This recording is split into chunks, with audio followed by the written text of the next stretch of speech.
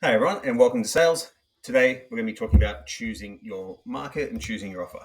So, when crafting your offer, you really need to choose the right market first. You want to avoid entering markets with little to no demand, and the reason for that should be kind of obvious. If there's little to no demand, you're not going to make any sales.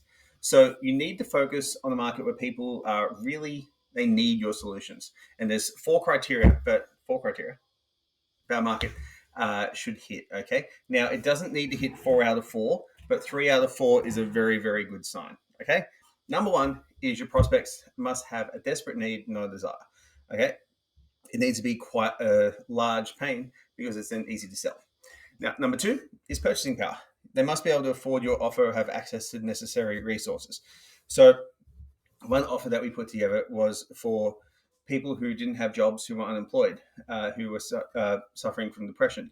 Now, they had pain, easy target, market was growing, but they didn't have purchasing power. So a sure thing became useless after a period of about 2 weeks because no one would actually buy.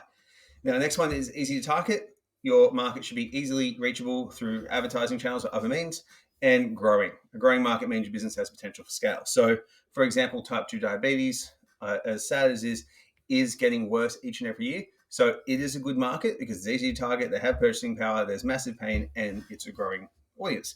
Same with PCOS, massive obese transformations, that's another one. All these things are really good markets. And we want to focus on one of the three core human pain points, which are either health, wealth, or relationships. Okay. For most of us, we're going to be doing health. In the future, we may do wealth, we may do relationships, which is communication, stuff like that. But health is where we're going to be at. So find a growing subgroup within these categories that fits the criteria. So one thing to remember is a well-chosen market is more valuable than a strong offer or the best persuasion skills. It kind of goes like that.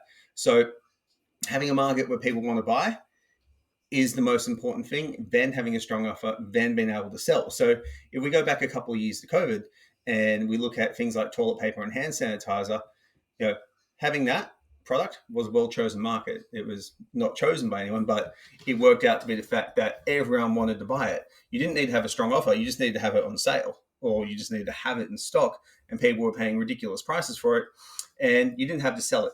You didn't need to have any selling skills. So if your offer and your audience is good, you're generally going to be okay. Okay, then you can work on your sales skills. Now, in this list here and listed down below in the actual course, there's a ton of different offers to go through. So what I want you to do is think about what market you want to work with and see if it fits this criteria. Okay. Remember, for online coaching, we need to niche. We need to be very, very specific of who we work with. For in-person personal training, commercial gym, this doesn't matter. Okay. You need to train everyone, skip this stuff if that's all you're doing at the moment, and go straight to learning how to sell. This here is entirely for online. If you get this right, it makes the rest of your business so much easier to do.